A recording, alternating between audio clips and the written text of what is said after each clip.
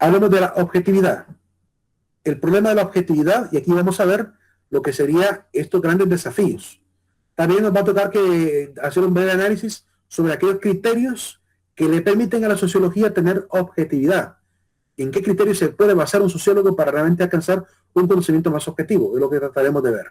Y me gustó esta imagen porque lo que vamos a hacer ahorita es ponernos unos buenos lentes, ¿verdad? De actitud crítica para que aprendamos a ver cuáles son los límites que tenemos al juzgar y por qué la objetividad es tan difícil a veces de alcanzar, cuáles son esos desafíos, y a la vez vamos a conocer algunos métodos para empezar a hablar siempre con la verdad y buscando pues que el conocimiento sea en función del bien común y no de bienes particulares. Criterios de objetividad. El primer tema de la objetividad será criterios de objetividad. Vamos a enumerar algunos de ellos. Primero está el principio de realidad en psicología. Ya vamos a hablar un poquito de ello. Están las tablas de verdad en lógica. La ciencia de la lógica nos regala las tablas de verdad para poder analizar los argumentos.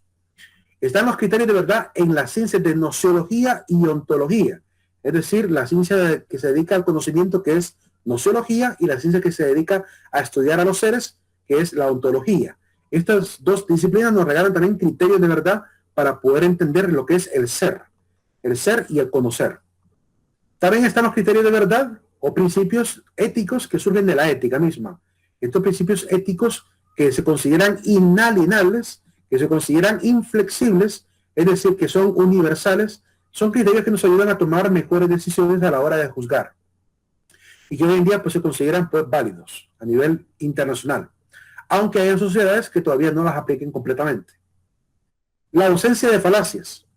También es necesario que conozcan las falacias, no nos va a quedar tiempo de poder verlas, pero les voy a facilitar un video donde explico durante 1 hora, sé que es bastante tiempo, pero les aseguro que les va a valer la pena que conozcan todas las falacias por medio de unas caricaturas que una página de filosofía llamada escépticos.es nos ha regalado. Ellos han tratado de presentar ejemplos en forma caricaturesca de cada falacia para poder ayudarnos a facilitar más rápido el aprendizaje de la misma, para que nos ayudemos a recordar también, porque muchas falacias utilizan términos en latín, como falacia ad baculum, falacia ad hominem, falacia ad misericordiam, falacia ad verecundiam, y todas esas falacias que utilizan el latín para hablar, pues cuesta memorizarlas a veces por el latín, pero por lo menos podemos identificar el argumento falaz, y por eso aparece nuevamente una caricatura con algunos ejemplos de la vida cotidiana donde alguien comete esa falacia, y trato de explicarles a partir de una caricatura y otros ejemplos que coloco, verá durante 1 hora cuáles son las falacias lógicas que tenemos que tener claro que existen, porque en el discurso, en el marketing, en el discurso político, en las conferencias, en los libros, en toda la información que el hombre maneja, puede ser que algunos argumentos presentados contengan falacias y por tanto están mintiendo. Entonces, ¿cómo detectar estas falacias? La única manera es aprendiendo, conociéndolas, y por lo cual yo quisiera pues dejarles este video, se los voy a dejar, un video que está pregrabado, donde explico estas falacias con ejemplos, y de alguna manera ustedes también se vuelvan expertos, porque qué tal el día de mañana usted como psicólogo, usted como administrador, usted como abogado, se va a enfrentar de repente a un debate, y en un debate usted tiene que aprender a detectar la debilidad del argumento del enemigo, ¿verdad? Y no caer en el ataque personal, que es una falacia dominen. Entonces, tener la capacidad de poder entrar al argumento y dedicarse a refutar argumentos para realmente tener solidez en la verdad que yo quiero sostener. Ese es el objetivo. Y la sociología ha aprendido de la filosofía todas estas falacias y las utiliza para poder desmentir lo que a veces se dice. Aunque, como digo, hay sociólogos que también se han ido por algunas líneas un poco sesgadas, ¿verdad? Y a veces están a favor de ciertas ideologías que tienen detrás de sí algunas premisas falaces, mentiras o datos falseados, datos manipulados o datos a medias verdades para sostener ciertos sistemas de pensamiento. Que no les va a extrañar que hay sociólogos que unos tienen una opinión a favor, otros en contra de un mismo tema, porque cada uno ve desde su propia perspectiva el fenómeno y alguna de las dos está equivocada. Normalmente alguna de las dos está equivocada. Cuando son dos sociólogos que se enfrentan es porque alguno de los dos está equivocado. Y es que alguno está utilizando quizá lo que llamamos estas falacias. Les voy a facilitar ese video de 1 hora para que puedan pasar a conocer a mí. Les va a servir también si llevan filosofía. Ahora, si llevan filosofía, les va a servir también. Y como digo, los que estudian Derecho, les viene muy bien aprendérselas, ¿verdad? Porque en el debate, cuando traten juicios o traten a casos, ¿verdad? Incluso en el análisis de las pruebas, es importante aprender a ver estos posibles errores de la argumentación, para que no lo vayan a cometer también. Y de igual manera, los de marketing, los que estudian mercadotecnia, también les va a venir muy bien como anillo al dedo. Porque los de marketing suelen utilizar muchísimas falacias con tal de meter un producto a la venta. Es decir, meten, por ejemplo, la falacia de falsa prueba, donde le dicen a la gente, ¿verdad?, que hay muchos científicos han probado el producto y están de acuerdo con utilizarlo. Como esos chicles Trident, que dicen en la parte de un logotipo, dice, 9 de cada 10 dentistas recomiendan comer chicle. Pregunte usted a un dentista si lo recomienda. Pregúntale a unos 10 dentistas a usted a ver cuántos están a favor de comer chicle. Aunque sea Trident, ninguno le va a decir que sí. Ningún odontólogo se lo va a decir. Sin embargo, ellos dicen que sí, que hay 9 de cada 10 que dicen que sí. Entonces, esas son pruebas falsas de marketing, nada más para convencer a la gente de que el producto no es dañino, ¿verdad? Y lo mismo dicen de la Coca-Cola, dicen de la Pepsi, de todas las bebidas que nos enferman, ¿verdad? Que todo va bien, que no hay nada peligroso en el asunto, aunque hayan, obviamente, estudios detrás. Postulados de verdad. En el hecho de la demostración, estos postulados son los que encontramos cuando hemos corroborado.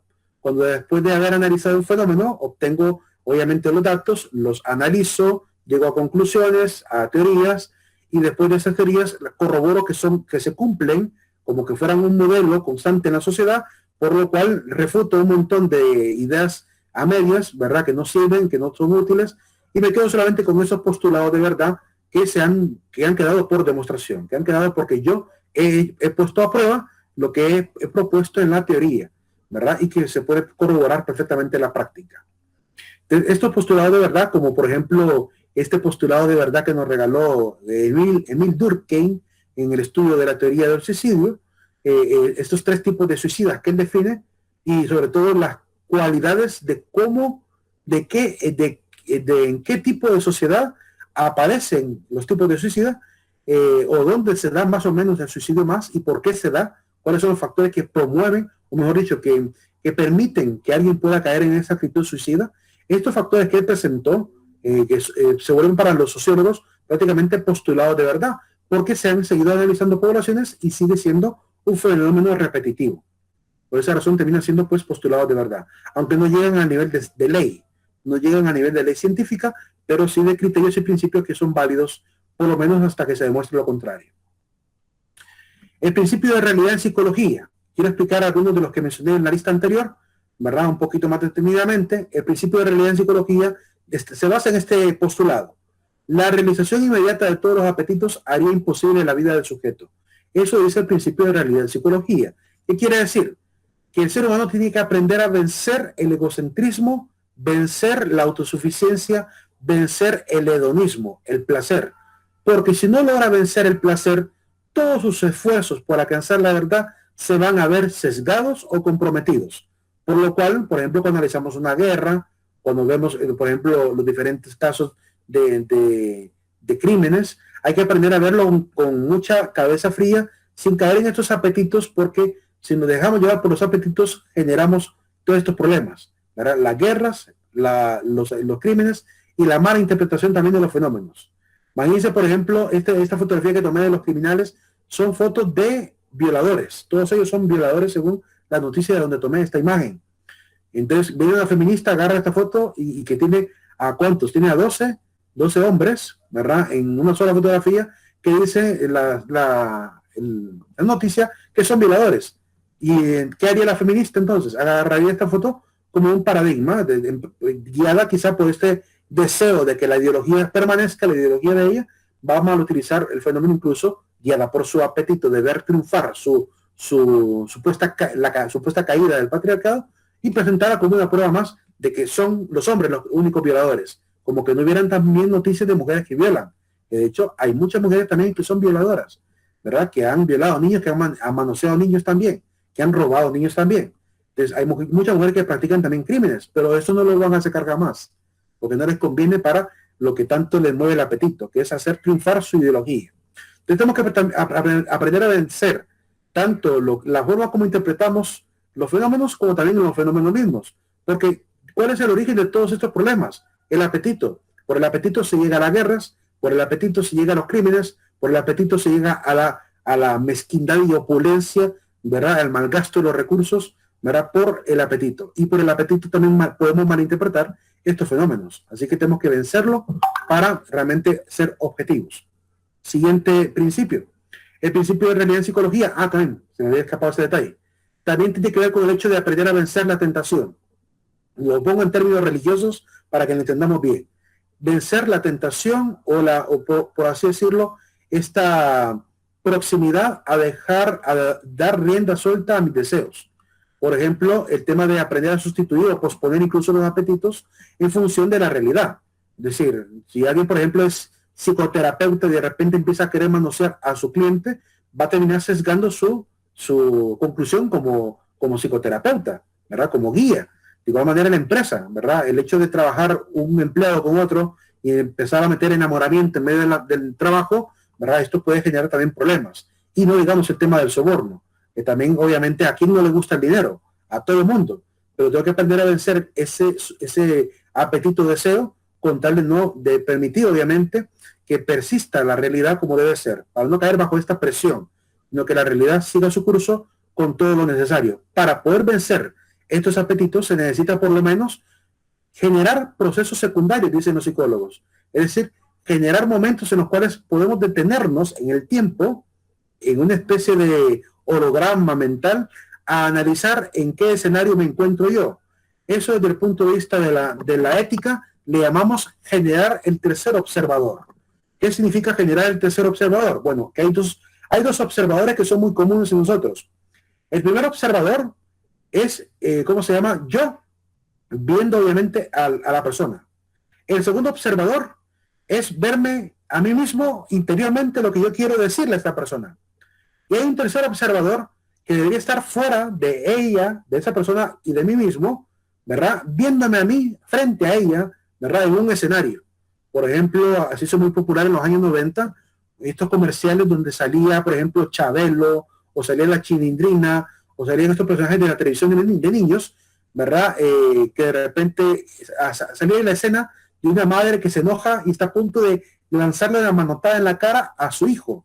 Entonces, de repente congelan la cámara, sale Chabelo y dice, ¿verdad? Alto cuate, ¿verdad? Piensa, ¿verdad? Reflexiona, cuenta hasta 10.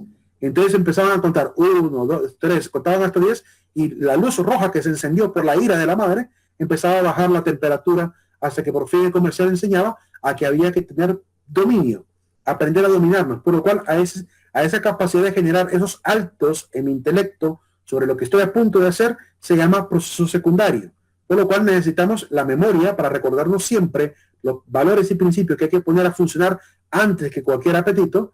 Ocupamos también el razonamiento inmediato mientras estoy viviendo el fenómeno para tomar la mejor decisión, el lenguaje que utilizamos, aprender a medir la manera como comunicamos nuestros sentimientos, porque podemos ser realmente ofensivos en el trato al ciudadano, en el trato al compañero, ¿verdad? En el trato laboral. Entonces tenemos que regular el lenguaje para no generar este tipo de shows como el que pasó con Marvin Ponce y el sociólogo que no recuerdo el nombre de él. Y que nos va a permitir generar estos tres procesos de la mente, de la memoria, razonamiento y lenguaje. Nos va a permitir obviamente poder primero hacer contacto con lo real, darme cuenta en qué circunstancia yo me encuentro.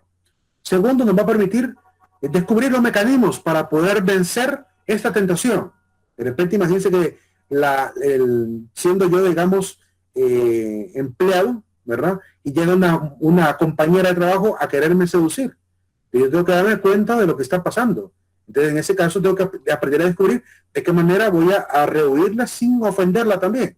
Es decir, sin llegar a la ofensa, sin decirle, no, hombre, déjese inmaduro. No, decirle, mira, hablar de otra manera, con un lenguaje amable, ¿verdad? Decir, no estamos para eso en este trabajo, lo siento, pero yo no estoy buscando eso aquí, ¿verdad? Y parar la situación. Porque si llegan a descubrirme en una situación torcida dentro de la empresa, dentro incluso de mi investigación, imagínense que de repente yo estoy tratando de investigar un fenómeno, se supone de manera imparcial, y empiezo a recibir sobornos a cambio de cambiar los datos, y soy descubierto en el camino, ¿cómo va a quedar la fama al final?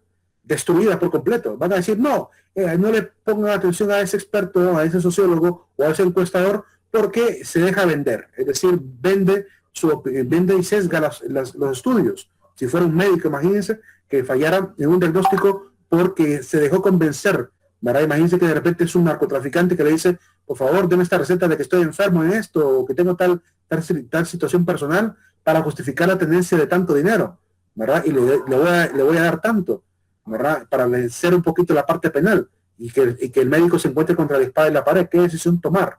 ¿Verdad? Para eso están entonces estos procesos, para tomar siempre la mejor decisión. Nos ayuda, por tanto, a descubrir también las relaciones causales. Nos ayuda a prever qué va a pasar al futuro. En ese preciso momento que está ocurriendo el fenómeno, la persona debería estar ya pensando en qué pasa si le digo que sí, ¿verdad? Debería estar pensando ahí casi de inmediato, ¿verdad? Y con el ensayo de la ética en medio de esta situación empresarial o incluso de la investigación misma, tenemos que aprender, obviamente, a practicarlo, a volverlo un hábito, de tal manera que cuando vuelva a repetirse, yo no tengo que razonar tanto, ya sé qué decisión voy a tomar, ¿verdad? Pero necesitamos hacer... Dime. Sí, pero una pregunta ahí, pero sí. Si en esa situación lo que en realidad corre en riesgo no es la ética, sino que la vida de la persona, ¿cómo actuamos? ¿Qué debemos hacer? Si corre en riesgo la vida de la persona, es bien difícil. De hecho, lo planteamos en el curso de maestría de ética, lo planteamos. Te entiendo muy bien. Entiendo perfectamente a qué te refieres. Y planteamos esta situación de qué pasaría si un narco te obliga a querer firmar un documento, ¿verdad? A costa de la vida, de ti o de tu familia. Pues en ese caso la ética lo que dice es que en ese caso no hay culpa moral sobre el que aprueba, porque está bajo coacción, está bajo coerción, por lo cual obligado él, en un juicio, si en un juicio capturan al narcotraficante y lo llevan a él también acusado, y él demuestra que fue bajo coerción, él va a salir libre. Es decir, su delito va a pasar rápido, prácticamente puede que le den casa por cárcel, quizá, ¿verdad? Porque se demuestra, o quizás lo liberen completamente toda culpa, porque realmente él estaba obligado a hacerlo. Por lo tanto, no incumplió con su ética, sino que actuó ahí un principio fundamental de la vida, que es la supervivencia. Por un afán de supervivencia, tuvo que ceder a un protocolo de la parte social, la parte empresarial, para poder dejar que el narco hiciera lo suyo. Pero no estaba de acuerdo, tampoco lo quiso hacer, ni lo premeditó. Así que estuvo obligado. Y cuando hay premeditación, alevosía y ventaja, no hay culpa moral. Por esa razón, la persona saldría prácticamente ilesa de ese tipo de culpa. Por lo cual, en este caso, si le llega a pasar, pues aceptar, ¿verdad? Tocaría que aceptarlo, desgraciadamente, aceptarlo, ¿verdad? Y yo, sinceramente, yo lo que haría es, si ese dinero llega a mí, yo el dinero ni lo voy a tocar, lo agarraría, lo guardaría, porque el día que agarren este narco, yo tengo que devolver ese dinero.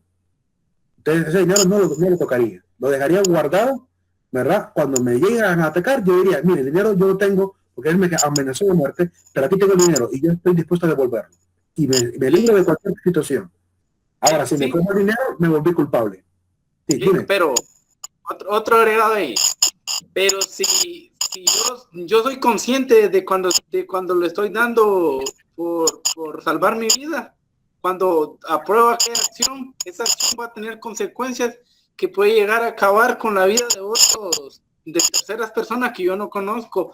Entonces, ¿qué no puedo pegarme y que me mate para así evitar aquello o qué? Es que aún cuando el narco, por el favor que yo le hice, logró el éxito quizás de asesinar a alguien, ojo, si yo me vuelvo obligado, un sicario del narco, en ese caso sí adquiero culpa, porque me vuelvo parte del sistema, aunque sea por obligación. Pero si lo único que se fue liberar un documento que al final fue mal utilizado para que después él pudiera acceder, digamos, a una institución para después ir a matar a alguien, en ese caso el culpable de la muerte no soy yo, el culpable de la muerte es él. Él es el que mató, yo no lo he matado. Mi único delito sería el haber aprobado el documento sin ninguna prueba. Pero aún así, bajo la ley, obviamente, no puedo ser juzgado por asesinato porque no fui yo el que premeditó, ni siquiera imaginaba tal vez que iba a asesinar a alguien, por lo cual no puedo tener culpa alrededor de ello. Solo tendría culpa respecto al documento y si no demuestro realmente que hubo coerción. Tengo que demostrarlo. ¿verdad? Sería un participante indirecto según las investigaciones. En todo caso, sí, un participante indirecto, por lo cual no traería la misma culpa de un narcotraficante. En la investigación, miren, por eso es importante. ¿Dime? En la investigación, ese es un participante indirecto que se puede relacionar. Igual en la investigación, bueno, el buen investigador va a llegar a dar con que esa persona solo recibió un beneficio monetario para poder llegar a causar un daño a una tercera persona, pero esa persona no va a tener ese problema porque se va a llegar a dar de que esta persona fue amenazada, que se da mucho en nuestro país porque va a matar a tu familia o cualquier otra cosa. Exactamente. Entonces hay que considerar esto de que la justicia trata también de agravar y lenificar dependiendo del grado de participación que yo tuve. No podemos creer que va a tener el mismo precio y costo lo que yo pude haber hecho por un documento que lo que hizo el narco realizando la acción. Es importante considerar esa situación. De igual forma, pues yo tengo que demostrar, y les decía que esa es la importancia del por qué es muy, pero muy urgente que en todas las empresas, sobre todo las de derecho, me refiero a todas las instituciones, especialmente los de derecho, tengan siempre cámaras, para que dejen respaldo de los casos que ustedes van tratando en su propio despacho. Imagínense que en su propio despacho le quieren amenazar de muerte. Usted tiene un respaldo visual. Cámaras ocultas, obviamente. Cámaras ocultas, como en cualquier otro negocio. Obviamente que la grabación que usted va a tener, solo usted la conoce porque usted conoce el caso, no la va a difundir. La va a difundir solo si su vida corre peligro, ¿verdad? Solo en ese caso. Pero puede tener un respaldo, ¿verdad? Visual, grabado de cada caso. Los que estudian en este tipo de trabajos, ¿verdad? Trabajan en este tipo de instituciones, deberían de hacerlo, ¿verdad? Cuidar la privacidad de los clientes está bien, ¿verdad? Hay que guardar la privacidad, que estos videos no pasen a nadie más, porque son casos muy personales. Es un caso de violación, no puede ser difundido, por lo cual no puede grabarlo todo, dejarlo como respaldo, pero también obviamente en una especie de, no sé, caja fuerte, algo que realmente le permita proteger la privacidad también de las personas. No subirlo a la nube, jamás subirlo a la nube, sino que dejarlo siempre guardado en un dispositivo externo, ¿verdad? Y respaldado en una especie de disco duro por lo menos. Y borrar lo que queda obviamente en el aparato que graba. Es importante guardar siempre esa información para evitar estas circunstancias y también defenderse. Usted tiene que ser astuto en esta vida, ¿verdad? Y la mejor manera es hacerlo. La gente más astuta es la que graba todo. Graban hasta el hogar, hasta lo que pasa en la sala del hogar. Así se han descubierto maltratos de niños, de ancianos y cantidad de cosas. Miren, la grabación ahorita se está volviendo importantísima para dos tipos de circunstancias. Siguiente elemento. Por cierto, también nos permite hacer más efectivo y menos peligroso el deseo, ¿verdad? Una vez que yo he madurado y que he alcanzado ciertos criterios de rectitud, nunca más voy a volver a sentir la tentación y aunque quieran convencerme, podrán decir 1000 cosas y ya me las conoceré todas, ¿verdad? Por lo cual no me dejaré convencer bajo ninguna idea. Entonces me vuelvo un poquito más directo, más tajante al momento de tomar una decisión. Y esa es la importancia, volverse más ético. Las tablas de verdad, aquí les presento cuáles son las tablas de verdad. No se las voy a explicar porque requeriría mucho más tiempo, pero son tablitas que analizan dos proposiciones, P y Q, y que determinan, dependiendo cómo se relacionan con un tipo de conector lógico, a qué valor llega al final cada combinación. Por ejemplo, esa tablita que ustedes ven ahí que se llama la conjunción, donde yo tengo el valor de P, el valor de Q, y tengo también la P y la Q relacionadas con un símbolo que llamamos conjuntor, pues esta relación puede generar 4 posibilidades. Que las dos proposiciones o juicios del razonamiento sean verdaderos y por tanto me va a dar un resultado verdadero, que el primer juicio sea verdadero, el segundo falso, por tanto me va a dar una conjunción falsa, que el primer juicio sea falso y el segundo sea verdadero y me dé una conclusión falsa, ¿verdad? Y que ambos sean falsos y me dé por tanto una conclusión en la conjunción falsa. Entonces lo que trata de decirnos esta tablita es que al momento de razonar dos juicios que pueden ser verdaderos y falsos, cuando yo los combino, puede generar una combinación que me puede generar una oración o un juicio más grande que puede terminar siendo verdadero o puede terminar siendo falso, dependiendo cómo esté combinado. Y así cada una de las tablitas. Esto sirve para analizar el lenguaje, sirve para analizar el lenguaje a la hora de razonar. Cuando yo digo sí o no en una oración. Cuando yo digo, por ejemplo, Pedro come y María come. Esas oraciones que tienen sujeto y predicado tienen también posibilidad de ser verdaderas o ser falsas. Pues la manera de analizar los juicios de valor, de verdadero y falso, es mediante estas tablitas y una cierta cantidad de leyes que llamamos leyes de inferencia, que también están ligadas a las tablas de verdad. Entonces, quien sea experto en el manejo de las tablas de verdad, cuando tiene dudas en un argumento, por ejemplo, en un juicio escrito, me dice que de repente me pasa la parte defensora, me pasa a mí un documento donde yo quiero demostrar si me están diciendo verdades, y hay un argumento que me suena muy ambiguo y quiero demostrar si realmente es verdadero o falso, pues lo que hago es convertir ese fragmento, ese lenguaje natural, a un lenguaje formal de variables P, Q, R, S, T, y las combino con los conectores que encuentro, una y, una o, un entonces, ¿verdad? Un negador, y esto lo combino como que fuera una matemática, lo convierto prácticamente a matemática, lo matematizo, lo analizo con tablas de verdad, y con este resultado puedo determinar si el argumento es verdadero o falso, e incluso encontrar dónde está el error, dónde existe el error que produce la falsedad del argumento. Y de esa manera pues me puedo ayudar de manera, utilizando una especie de matemática para el lenguaje. Sirve como no es como un polígrafo, es como, sí, sirve como para demostrar cuándo dice verdad, cuándo dice mentira, sí, como un polígrafo pero matemático, ¿verdad? Me sirve para determinar si alguien dice verdad o mentira en una serie de ideas dentro de un argumento. Para eso sirven las tablas de verdad. Yo les invitaría, si tienen curiosidad, de entrar en este mundo, ¿verdad? Los que estudian sistemas lo estudian para la parte informática, porque después esto se transforma en unos y ceros, y que va a generar tarde o temprano lo del código binario. Pero en la vida práctica se utiliza para enjuiciar los argumentos. Aquí, por ejemplo, les voy a mostrar esta tabla. Esta tabla es una tabla de 3 oraciones A, B, C, que va relacionando primero B con C con un conector, después A con ese paréntesis de B y C, B o C, ¿verdad? Con otro paréntesis, y después se determina qué posibles valores da, y como pueden ver, da valores verdaderos y valores falsos. Significa que el argumento puede ser verdadero, puede ser falso. Es más falso que verdadero, eso sí. Se puede determinar a partir de lo que se puede ver que hay más falsos que verdaderos, por tanto, el argumento es más falso que verdadero. Pero por tanto es contingente, puede tener ambos valores. Cuando me da solo verdad, solo verdadero, significa que es un argumento tautológico, que es ley. Es decir, que lo que me está diciendo es una verdad absoluta. Cuando me da solo falsos, significa que es una contradicción, que hay un error en la lógica. Por eso, para eso sirve este tipo de argumentos. Y le sirve la sociología, porque si los que se vuelven expertos en sociología también son expertos en lógica, para analizar también sus propias teorías, para poder hacer de las teorías lo más sólido posible. Ahí nos vamos a quedar por el día de hoy, ¿verdad? Yo les voy a facilitar ese video de las falacias para que puedan ver las que están enumeradas acá. Nos vamos a quedar aquí, chicos. Nos vemos